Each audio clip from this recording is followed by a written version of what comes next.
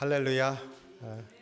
오늘 이렇게 또 손님들 이렇게 또 오셨는데 또 반갑습니다. 또 감사합니다. 이렇게 방문해 주셔서 오늘 또 주님 안에서 늘 평안하시기를 주님의 이름으로 축복합니다. 사순절 기간을 맞아서 하나님의 사랑의 모양이라고 하는 주제를 가지고 하나님께서 우리에게 베풀어 주셨던 사랑들을 또 그 모습을 하나씩 짚어보고 있습니다. 오늘은 예수님께서 함께 울어주셨죠. 함께 울어주시는 그 사랑을 묵상하고자 합니다. 우리 잘 아는 것처럼 기쁨은 같이 나누면 배가 되고 슬픔은 같이 나누면 반으로 줄어든다. 이렇게 우리가 잘 알고 있습니다. 그리고 이것은 정말 사실인 것 같습니다. 우리가 인생을 살아가면서 때로는 기쁠 때 곁에 없으면 기쁨을 나누고 싶은데 그렇지 못할 때 기쁨이 오히려 줄어들죠. 근데 곁에 누가 있으면 기쁨을 나누기 때문에 기쁨이 배가 되고 또 슬플 때 또 혼자 있으면 더 슬퍼지지 않습니까? 그런데 곁에 누가 있으면 그 슬픔이 그래도 나누어지기 때문에 위로를 받고 줄어드는 것을 우리가 잘 압니다. 그래서 슬픔은 나누고 또 기쁨도 나누고 그래서 모든 것을 나누면서 사는 게 우리의 삶이다. 그렇게 믿습니다. 저는 목회자이기 때문에 어려운 일들이 있을 때 또 같이 나누고 하는 일들이 많이 있습니다. 또 상을 당하신 분들을 만나서 같이 나누고 또 같이 기도도 하고 그러한 일들이 많이 있습니다. 그럴 때마다 제가 말씀도 의지하고 또 위로도 같이 나누려고 애를 씁니다. 그런데 제가 정말로 어렵구나 하는 것을 깨닫게 된 계기가 있었습니다.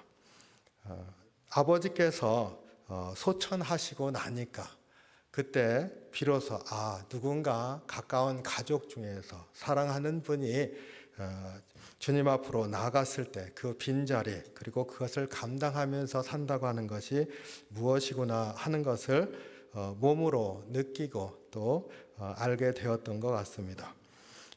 아버님 장례 있기 전에도 제가 부목사도 하고 전도사도 하고 아마 담임 목회를 나가기 전에 이었었던 것 같은데 그럴 때도 장례를 많이 참여를 했었고 또 그 전에도 같이 위로하는 말씀도 같이 나누고 했었습니다. 그리고 또 친척들 중에서 상을 당하는 경우도 있으니까 거기 참여해서 나누기도 하고 했었습니다. 그럴 때도 주님의 말씀을 의지하고 같이 나누고 했었던 것은 다 똑같은데 그런데 아버님이 소천하신 다음에 그때 이후에 느끼는 것들이 많이 달라졌습니다.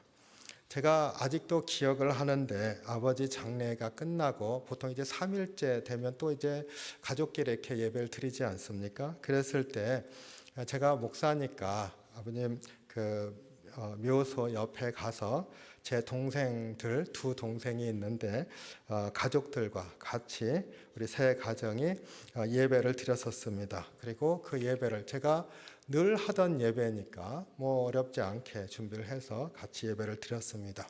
그런데 그 예배를 드리면서 조금 느낌이 다르더라고요. 그래서 이렇게 예배를 똑같이 드리는데 내가 이전에는 이것을 다 깨닫지를 못했었구나. 그 예배를 드리면서 그런 생각을 했었습니다. 그리고 미국으로 다시 돌아오면서 내가 이제는 장례만큼은 잘할 수 있겠다. 그런 생각을 했던 기억이 있습니다. 장례를 잘한다고 하는 게 뭐예요? 그것은 같이 마음을 나누고 같이 기도하면서 사랑하는 분을 주님 앞으로 보내드릴 때 그 과정을 함께 할 때 조금 더 함께하는 마음을 가지고 할 수 있겠다. 그런 생각을 했었습니다. 어떤 면에서는 목회자로서 조금 변화가 있었던 때입니다. 죽음과 같은 어려운 일이 있을 때 함께한다. 그것이 목회자가 될 때 가장 큰 두려움으로 다가왔었던 것인데 근데 그러한 일을 겪으면서 이게 목회자가 하는 일이구나라고 하는 깨달음이 있었다고 할까요? 하여튼 그런 경험을 통해서 제가 새로운 측면을 본 것이지요. 목회자 과정 가운데 이제 그 CPE라고 하는 교육을 뭐 맨데토리는 아니지만 UMC 같은 경우는 strongly recommend라고 이렇게 얘기를 합니다. 그러니까 strongly recommend는 하라는 소리잖아요. 그래서 CPE라고 하는 게 그 병원에서 그 채플린이면은 예배를 드리는 거잖아요. 그게 아니라 병실을 이렇게 돌아다니면서 그 환자들을 이렇게 만나고 이렇게 짧은 대화지만 그것을 통해서 위로하고 그 다음에 대화 가운데서 그분들의 그 아픔과 그런 것들을 같이 나누는 그런 일들을 합니다. 그러니까 대화하는 기술이 굉장히 중요하지요. 그래서 그것을 배우는 트레이닝하는 과정이다 이렇게 보시면 될 것 같아요. 물론 다른 것들도 많이 있지만 거기에서 가장 배워야 하는 게 대화하는 기술입니다. 그런데 대화하는 기술이 사실 제가 그때 처음으로 깨달았다 이렇게 말할 수 있을 정도로 큰 변화를 겪었습니다. 뭐냐면 보통 이제 서로 자신의 아픔을 나누는 것 그런 것들을 했을 때 우리가 참 많이 잘 나눴다. 저도 이제 그런 나눔을 이제 목회자니까 하게 되지 않습니까? 잘 했다 이렇게 생각을 했었거든요. 그런데 그 병원에서 나누는데 그런 나눔 서로의 사정을 잘 알고 이해해주는 나눔이 아니라 대화 가운데 서로 마음을 여는 순간에 어떤 그 영어로 클릭이 되는 순간이 있어요. 서로 뭔가가 탁 맞아떨어지는 순간이 있습니다. 근데 그 순간은 그 사람도 마음을 열고 나도 마음을 열는 순간이에요. 그러면서 대화가 전혀 달라지는 거죠. 그것을 pastoral conversation 이렇게 얘기를 하는데 그 일이 일어나도록 하는 대화의 기술인 거죠. 그러니까 대화를 할 때 주로 많이 듣게 됩니다. 그런데 듣는다고 상대방이 말을 하는 게 아니잖아요. 그러니까 말을 할 수 있도록 한 걸음 한 걸음 징검다리를 놔주는 대화의 기술이라고 할까요?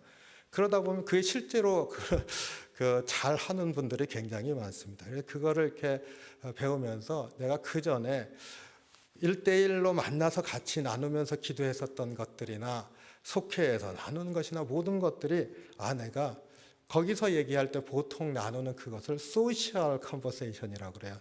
서로의 사정을 나누고 이해하고 같이 기도하는 것. 그러니까 소셜 컨버세이션을 했었구나. 진짜 대화를 내가 못했었구나 하는 것을 그때 깨달았었습니다. 한 번은 첫 번째 주입니다. 병실을 무조건 방문하라는 거예요. 근데 미국에서 영어로 방문한다는 게 두렵잖아요. 그리고 그때는 그 아주 옛날 한 20여 년도 더 된 전 얘기입니다. 그런데 병실을 딱 들어갔는데 할머니 한 분이 계셨어요. 근데 가서 뭐 인사하잖아요. How are you? 뭐 어떻습니까? 뭐 How are you doing? 뭐라고 하든지 이제 배운 대로 가서 얘기를 했죠. 근데 그 할머니가 대답을 해줘야 되는데 시큰둥하게 쳐다보는 거예요. 그 다음에 제가 무슨 말을 해? 생전 처음 보는 분인데 그래서 어떻게 병원에 들어왔습니까? 뭐 병명 다 거기 써 붙여져 있지만 물어보는데 대꾸를 안 해요. 그리고는 이렇게 쳐다보고 시니컬하게 이렇게 얘기를 했습니다. 뭐 그래서 더 한 3마디 하다가 할 말이 없으니까 그러면은 몸조리 잘 하시라고 그러면서 나왔습니다. 더 할 말이 없으니까. 근데 이제 그 트레이닝 과정 중에 병실을 이렇게 오전에 돌아다니고 그 중에 기억났었던 그 대화를 그대로 이제 옮겨서 적어가지고 그 슈퍼바이저하고 같이 나눕니다. 같이 트레이닝한 팀하고도 쉐어를 하고 그러면서 그 대화를 어떻게 해야 되는지 이제 서로 이제 나누고 그리고 슈퍼바이저가 가이드를 해줘요. 근데 그 별 대화가 없었지만은 어쨌든 나는 거기서 할 말이 없더라는 얘기를 하고 싶어서 그걸 써가지고 갔습니다. 근데 슈퍼바이저가 그것을 보더니 병실에다가 병동에다 전화를 한 거예요. 그리고 그 페스토럴 케어하는 페스토럴 거기를 방문했었는데 그 할머니가 이렇게 반응을 했다는 건 뭔가 힘든 게 있는데 병원에서 케어를 안 했다. 그렇게 전화를 한 겁니다. 그래갖고 그 다음에 거기에 병동에 있던 케어 기버들이 다 그 병실에 가서 그리고는 그 슈퍼바이저 직접 가는 거예요. 그러니까 저도 이제 따라갔죠. 갔더니 방이 가득 차게 무슨 일이 있나 이렇게 케어해주고 식사도 잘 안 했던 것 같습니다. 그러니까 이렇게 먹여주고 이렇게 하더라고요. 그게 이제 바뀐 거죠. 나는 대화가 안 됐다고 하고 나왔는데 그분은 그 대화가 아니라 그 사람의 반응 안에 대화를 읽은 거죠. 그리고 거기에 대해서 조치를 취했습니다. 이제 뭔가를 배운 것 같아요. 아, 그렇구나. 그런데 이제 입영실도 가고 다 경험하게 합니다. 다른 종류의 병동을 돌아다니면서 그 아픈 게 다르잖아요. 그러니까 이제 그런 환자들을 보면서 얘기를 하게 하는데 pastoral conversation이 되도록 이끌라는 게 이제 과제입니다. 근데 어느 병동에 갔어요. 어딘지도 모르고 갔습니다. 가라 그러니까 갔어요. 그리고는 갔더니 큰 병실에 이렇게 병상이 이렇게 있는데 커튼이 이렇게 채워져 있습니다. 그래서 커튼 이렇게 하고 어떠냐고, 여긴 좀 아프신 분인가 인사를 했어요. 남자분이 있었습니다. 그래서 제가 똑같이 하와이어 이렇게 얘기를 했어요. 하와이어 하면서 남자니까 악수를 이렇게 했습니다. 그랬더니 그 사람이 깜짝 놀라는 거예요. 그러더니 이렇게 해갖고 무릎에다 손을 막 이렇게 닦아요. 막 한참을 본대요. 그러더니 내 손을 잡고 하더라고. 너무 기뻐하면서 그랬습니다. 저는 영문을 몰랐죠. 그리고는 이제 얘기가 잘 되는 거예요. 그분이 내가 악수를 이렇게 한 걸로 인해서 마음을 열고 이제 얘기를 합니다. 그 얘기의 내용이 다른 겁니다. 이제는 그 사람의 속마음을 다 얘기를 하면서, 그러니까 나도 들으면서 얘기를 하고 무엇을 듣는 게 아니라 그 사람의 아픔과 그런 것들에 인게이지 된다고 그러죠. 제가 거기에 이렇게 몰려 들어가고 그 사람도 그런 것을 느끼면서 얘기하고 그리고 기도하고 나왔습니다. 그리고 이제 그것을 잘된 케이스로 이제 열심히 썼죠. 정말로 대화를 잘했다고. 그랬더니 이제 또 그 리뷰하는 시간에 슈퍼바이저가 그걸 딱 보더니 거기 가서 손으로 이렇게 악수했냐고. 그렇다고 그랬더니 괜찮다고 그러는 거예요. 그래서 원인인가 봤더니 에이즈 환자였던 거예요. 에이즈 병동을 간 겁니다. 근데 제가 뭐 미국 온 지 한 3, 4년 됐을 때인가, 3, 4년 됐을 때입니다. 그러니까 잘 몰랐죠. 병동에 봐도 뭐 병동이다. 근데 이제 괜찮다고, 에이즈는 그 피로 이렇게 옮겨지는 거니까. 제가 그제서야 생각이 난 거예요. 그리고 마른 피 이런 거는 상관이 없으니까 뭐 괜찮다고. 그래서 손을 막 그 사람이 이렇게 문댔었던 이유가 있는 거죠. 그리고 그 사람은 아무도 자기가 에이즈 환자니까 악수나 이런 건 전혀 없는 겁니다. 그리고 하더라도 고무장갑 끼고 들어왔을 거고. 근데 저는 같이 악수하니까 이 사람이 놀랬던 거죠. 그래서 본인이 이제 조치를 취하고 악수를 이렇게 했습니다. 그러니까 그 사람으로서는 자기 아픈 것과 무관하게 손을 잡아주고 한 것에 이제 자기의 아픈 것으로 사람이 찾아온 거잖아요. 그러니까 모든 것을 마음을 열고 같이 대화를 할 수 있었던 거죠. 제가 그 얘기를 듣고 겁이 나가지고 손을 얼마나 씻었는지 몰라요. 한 달 내동 씻었습니다. 근데 뭐 이미 20여 년 전이니까 괜찮습니다. 그 이후에 우리 아이들도 태어나고 했으니까. 그 괜찮다고 했는데 그래서 그 사람이 그랬구나. 어쨌든 그 경험이 우리가 하나님께서 우리를 사랑하신다고 했을 때 그 이전에 하나님 우리를 사랑하시지 하는 걸로 생각하는 그 사랑과 나에게 찾아오셔서 나를 만나 주셨다는 것을 내가 아는 그 순간, 그러니까 내가 손을 내밀었어요. 그 사람의 손을 붙잡는 그 순간에 그 마음과 그 기분은 완전히 다른 거지 않습니까? 하나님께서 우리를 찾아오시고 우리에게 사랑을 주셨다고 하는 것, 이것이 무엇보다 내가 안다 그게 아니라 마음으로 아는 것, 이게 중요한 거죠. 내게 찾아오셔서 나를 정말로 아신다는 사실을 내가 accept하는 것, 이게 굉장히 중요한 거라는 겁니다. 그래서 제가 그것을 깨달았습니다. 어려운 사람들과 같이 만나서 얘기를 할 때 무엇인가를 묻는 게 아니라 대화를 들을 수 있는 기술이 있어야 한다는 것도 굉장히 큰 도전이었지만 인카네이션, 주님이 육신을 입고 우리에게 찾아오신 이유가 있구나 하는 것을 깨달은 게 저에게는 가장 큰 변화였었습니다. 어려움을 당한 분들과 같이 만나서 얘기를 할 때 대체로 두 가지의 반응으로 갈라집니다. 그리고 그것은 그레이빙 프로세스에 당연히 있는 것이라고 제가 이제 그런 것을 하면서 배운 거죠. 그래서 그레이빙 프로세스에 스테이지가 있다고 하는 것도 제가 깨닫게 되었었고, 또 제가 아버지 어머니 돌아가실 때 내 스스로 겪었었던 것들을 이렇게 봐도 그레이빙 스테이지를 스킵하는 일이 없더라고요. 다 겪게 돼 있는 거고 그것을 이해하는 것이 중요하다. 저는 그렇게 믿고 있습니다. 그 이후에 그레이빙 하는 것을 주제로 해서 쓴 소설들이 되게 많더라고요. 제가 그런 것들도 많이 읽어보는데 어김없이 어떤 경우는 평생 가기도 하고 최소한 2년은 간다라고 하는 그런 생각을 갖고서 이제 이해하면서 그런 일들을 할 수 있게 되었습니다. 그런데 그 반응이, 그 프로세스가 있기 때문에 있는 반응인 거죠. 두 가지로 나타납니다. 하나는 거부하죠. 왜냐하면 다른 사람들이 내 이 사정을 알 수가 없어 라고 하는 생각을 갖게 됩니다. 그건 당연합니다. 도저히 알 수가 없죠. 이해는 하고 얘기는 하지만 그것은 절대로 알 수가 없다. 이 일은 오롯이 내가 겪어야 하는 것이다 라고 생각을 하게 됩니다. 저 역시 그랬었고, 그리고 그것은 당연히 그 프로세스로 진행하면서 그런 생각을 갖고 있어야 하는 것이죠. 그게 하나라고 한다면 다른 하나는 그럼에도 불구하고 누군가 곁에 있을 때, 그게 싫은데도 불구하고 누군가 곁에 있을 때 그게 힘이 됩니다. 그래서 제가 목회를 하면서 원칙을 하나 세운 게 있습니다. 어떠한 어려움을 당한 사람이 있으면은 그 사람의 어려움 가운데 비록 그 사람이 원하지 않더라도 적어도 그 곁에 있는다.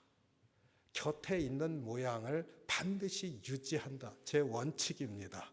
왜냐하면 곁에 있어야 하는 것이 저의 사역이기도 하지만 우리 사람 살아가는 것에 있어서 가장 중요한 일이다. 저는 그렇게 믿고 있기 때문입니다. 그래서 어찌 보면 거부하는데도 불구하고 곁에 있는 것이 나에게 힘이 되고 그것이 나를 회복시킨다고 하는 이율배반적인 일이 동시에 일어나는 것, 그것이 어려울 때 우리가 겪게 되는 일이다. 왜 그럴까요? 보니까 사람은 창조 때부터 원래 그렇게 지어졌습니다. 하나님께서 사람을 지을 때 아담을 지었죠. 그리고는 하나님의 형상으로 지었다 이렇게 말씀하셨습니다. 엄청난 일이죠. 세상 만물 다 지었는데 흙으로 지어진 건 다 똑같은데 하나님의 생명을 불어넣고 이는 하나님의 형상으로 지었다 얘기를 했습니다. 우리가 그것을 볼 때 늘 우리 안에는 생명, 하나님 불어넣으신 그 생명의 호흡이 있다. 그래서 하나님과 같은 형상으로 지어졌다. 영혼이 있어서 하나님과 같이 교통할 수 있는 은혜를 주셨다. 이게 사람의 특별한 부분이지 않습니까? 그런데 그것만 있는 게 아니더라고요. 하나님의 형상으로 지어졌다고 하는 것 가운데 아담을 지었습니다. 아담만 지었어요. 그리고는 하나님의 형상으로 지었다 이렇게 얘기를 했습니다. 그런데 하나님이 보십니다. 인간은 하나님이 아닌 거죠. 보니까 외로워하는 거예요. 하나님은 한 분 하나님이신데 혼자 계시지 않습니까? 우리 사람식으로 생각을 하면 한 분 하나님. 그런데 사람은 혼자 있으니까 우리는 시간과 공간 안에 갇혀 있는 존재 아닙니까? 그러니까 혼자라는 사실을 견디지 못하는 것을 보고 외로워하는 것을 보고 하나님이 하와를 창조하십니다. 그런데 하나님이 하와를 창조하시는 방법이 참으로 하나님은 지혜로우신 분이시고 우리의 진짜 필요를 아시는 분이신 거죠. 하나님이 처음에 창조하셨을 때 완벽하게 창조하신 것을 그대로 유지하십니다. 아담의 갈비뼈를 취해서 하와를 만들었습니다. 그 이유가 무엇이에요? 그 아담과 갈비뼈로 지어진 하와가 있다. 그래서 갈비뼈의 존재다. 이런 건가요? 아닙니다. 그게 아니라 원래 하나로 지어졌었는데 혼자 있는 게 외로워서 견디질 못하니까 그게 사람의 본래 모습이니까 하나님이 아니니까 둘이 되게 하셨습니다. 근데 둘이 되게 하시는데 따로 지으셔도 되잖아요. 따로 안 지으십니다. 만약에 세상에 어떤 이방 종교들이나 어떤 신화들은 따로 짓습니다. 근데 하나님은 그렇게 하시지 않았습니다. 원래 하나였죠. 그러니까 갈비뼈를 취해서 하와를 지었습니다. 그리고는 그 둘이 하나가 될지어다 말씀하셨어요. 그러니까 같이 살라는 거죠. 우리는 지어지면서부터 혼자 살도록 지어진 존재가 아닌 거죠. 아니, 하나님은 하나님처럼 하나로 살 수 있을 줄 알았는데 인간은 그렇지 못한 굉장히 유한한 존재인 것을 보시면서 그것을 해결해 주셨습니다. 그래, 둘이 같이 있어라. 의지하면서 살아라. 그리고 하나님이 하나님 백성을 부릅니다. 아브라함 한 사람을 부르셨죠. 한 사람 불렀습니까? 아니, 쫄랑쫄랑 롯이 쫓아왔잖아요. 혼자 아닙니다. 가족을 불렀습니다. 그리고 하나님 약속하십니다. 내 자손이 하늘의 별과 같이 바닷가의 모래와 같이 많을 것이다. 민족을 이루게 할 것이다. 그리고 그 일을 이루실 때도 하나님은 내 백성을 부르신다 그랬습니다. 내가 너를 지명하여 세웠나니, 그 뭐예요? 내 백성 중에 한 사람 한 사람을 내가 지명하여 세웠다 말씀하시는 것이지, 뚝 띄어내서 한 사람을 얘기하는 게 아니잖아요. 백성 중에서 사는 한 사람입니다.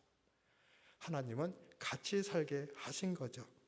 혼자 사는 것이 좋지 아니하니 너의 배필을 지어주리라. 너로 민족을 이루게 하리라. 무슨 뜻입니까? 우리는 지어지면서도 혼자가 아니었던 것입니다. 우리는 하나님이 아니라 인간이기 때문이죠. 그러니까 같이 살면서 하나님이 누리시도록 우리에게 허락하신 것을 누리는 그런 삶을 살도록 지어졌다. 그런데 여기에서 한 걸음 더 나가서 생각해 보시기 바랍니다. 우리는 인간끼리만 삽니다. 하나님은 알아서 혼자서 사십시오. 나는 하나님 모릅니다. 바벨탑 사건입니다. 근데 그것은 삶이 아니었던 거죠. 혼자 사는 게 아니라는 것 안에는, 우리에게 생명을 불어주신 하나님의 뜻 안에는 그렇게 혼자만이 아닐 뿐만 아니라 우리 인간 홀로가 아니라 하나님과 함께 사는 존재라는 것입니다. 그래서 하나님과 함께 있는 것, 그래서 우리 사람들도 같이 있으면서 살고 또 그 안에 하나님과도 같이 있는 그러한 백성으로 우리를 지으시고 부르셨다. 이것의 이러한 삶의 모습의 가장 극적인 모습이 오늘 본문의 이야기입니다. 예수님께서 나사로가 죽었다는 소식을 듣고 그곳으로 오셨습니다. 그리고 그곳에서 예수께서 눈물을 흘리시더라.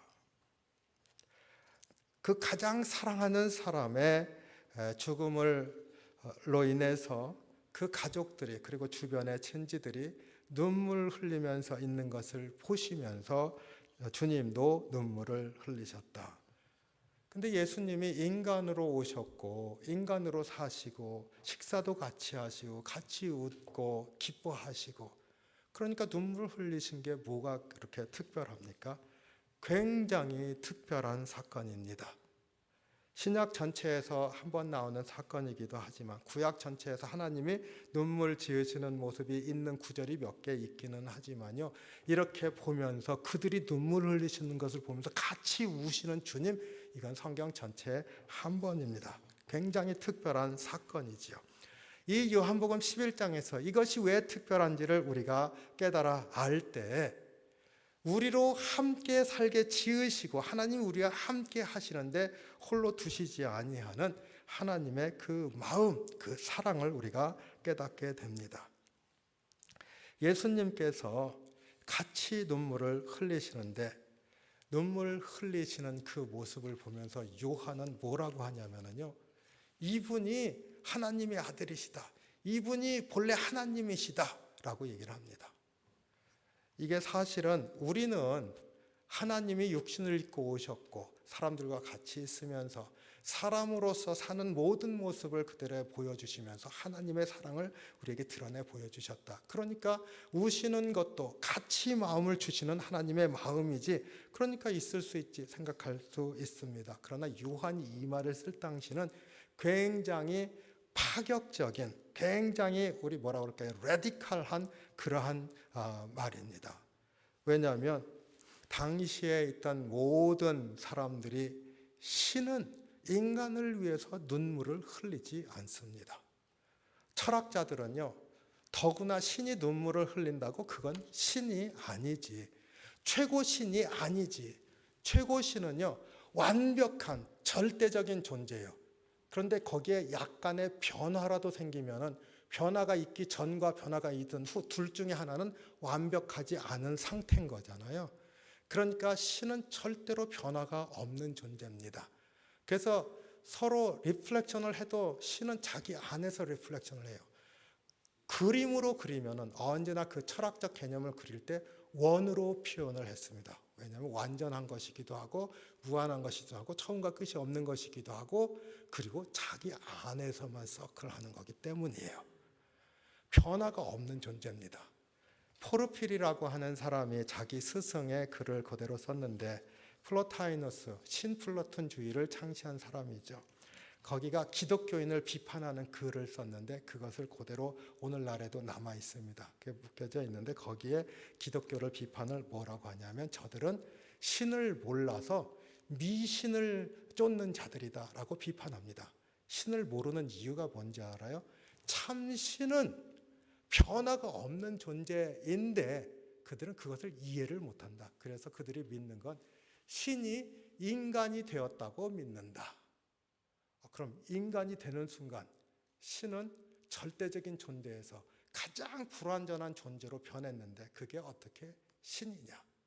인간인 한에는 그는 신이 아니지 않느냐? 그것도 이해를 못하는 저들, 그러면서 그것을 숭배하고 있는 것 미신을 쫓는 무리다라고 비판을 했습니다. 그런데 요한은 예수께서 사람들이 눈물 흘리는 것을 보시고 그 마음이 너무 아파서 같이 눈물을 흘리셨다라고 얘기를 합니다. 인간이 되셨다는 겁니다. 이거 뭘 얘기하고 싶은 겁니까? 예수님께서 십자가에서 돌아가셨을 때 일어난 사건이 무슨 의미가 있는지 복음서는 구원에 관해서 관점에서 얘기를 해줍니다. 마태복음에 보면 지성소의 휘장, 대제사장만 들어가는 그곳에 휘장이 위에서 아래로 찢어졌습니다. 오픈된 거죠. 지성소는 이제 대제사장만 들어가는 게 아니라 예수님 통해서 모든 사람이 다 들어갈 수 있는 자리로 되었다는 것을 보여주는 거죠. 그러면서 지진이 일어나면서 무덤이 열리고 사람들이 살아났다. 이렇게 마태복음이 기록하고 있습니다. 그런 일이 어떻게 있어? 뭐 이렇게 현대인은 그렇게 생각할 수 있잖아요. 근데 그 이유가 뭡니까? 부활의 생명이 거기에서 약속되었다는 것을 말해주는 거죠. 그런데 제가 멜 깁슨이라고 하는 그 영화 배우면서 영화 감독, 그 예수님 이야기를 영화로 만든 거 아시죠? 패션 오브 더 크라이스트라고 하는 영화를 만들었는데 제가 그 영화를 굉장히 좋아합니다. 근데 그 마태복음에서 있었던 그 장면을 예수님이 십자가에서 돌아가신 장면을 정말로 묘사를 잘했습니다.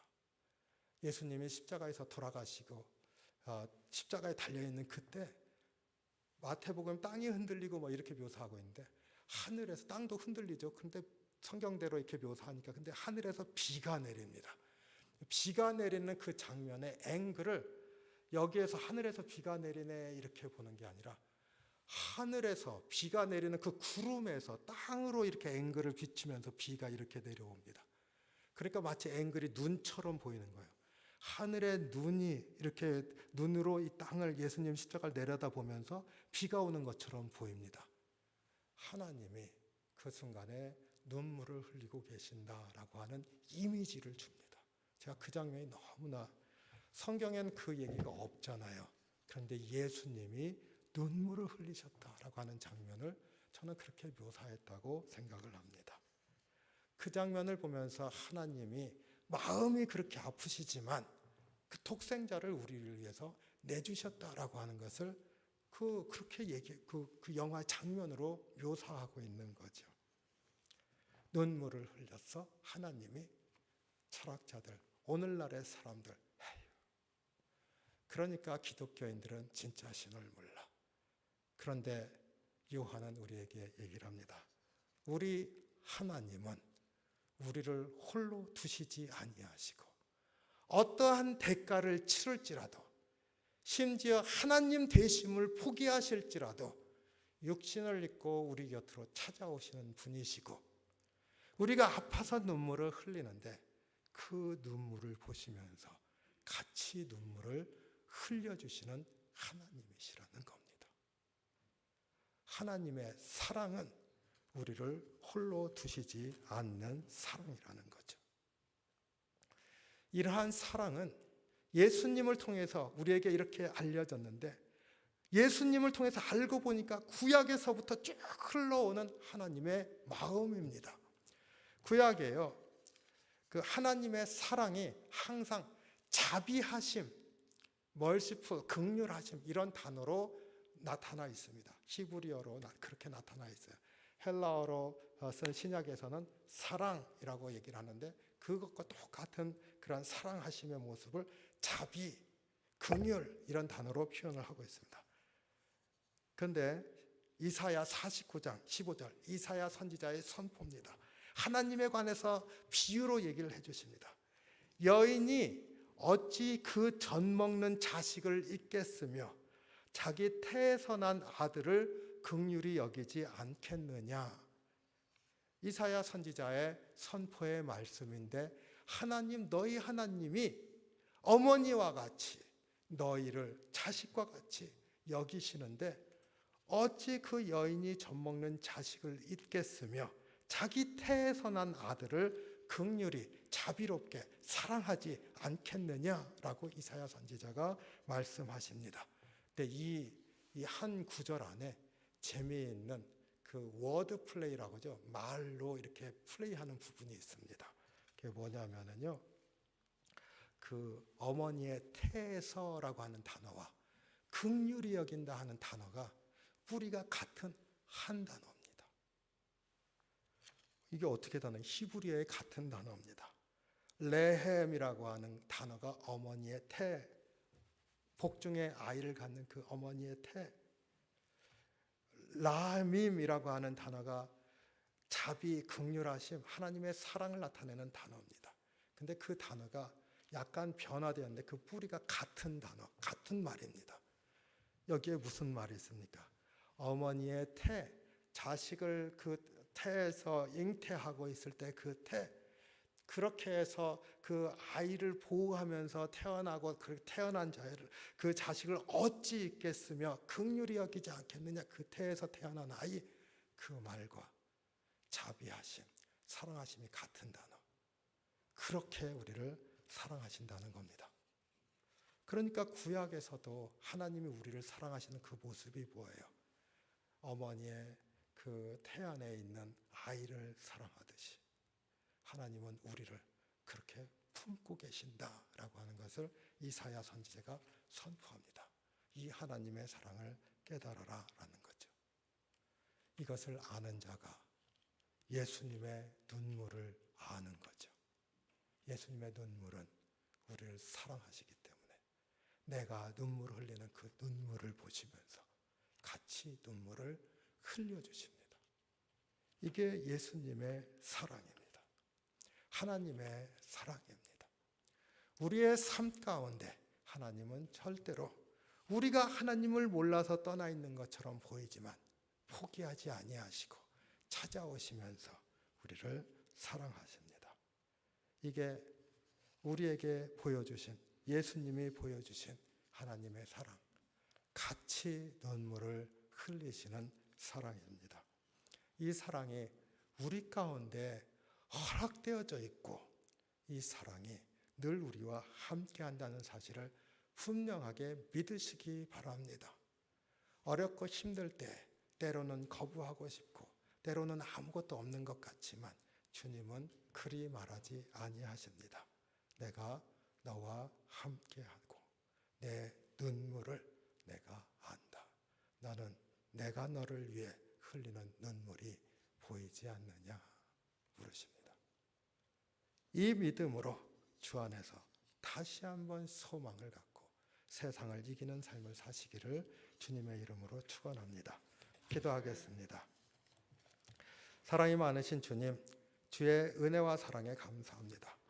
우리를 지극히 사랑하셔서 하나님 됨마저도 내려놓으시고 인간의 모습으로 우리에게 찾아오시고 또 요한복음을 통해서 우리에게 보여주신 사랑하는 이를 잃고 슬퍼하는 이들의 흘리는 눈물을 보시고 같이 슬퍼하시며 눈물을 흘려주시는 주님, 그 곁을 지켜주시는 주님을 이 시간 기억하기를 원합니다. 그 사랑으로 세상을 이기며 살게 하시고 우리 주님 예수 그리스도 안에서 사랑받는 자임을 알고 고백하며 사랑받는 자로 살아가는 저희가 될 수 있게 인도해 주시옵소서. 감사드리며 예수님 이름으로 기도하옵나이다.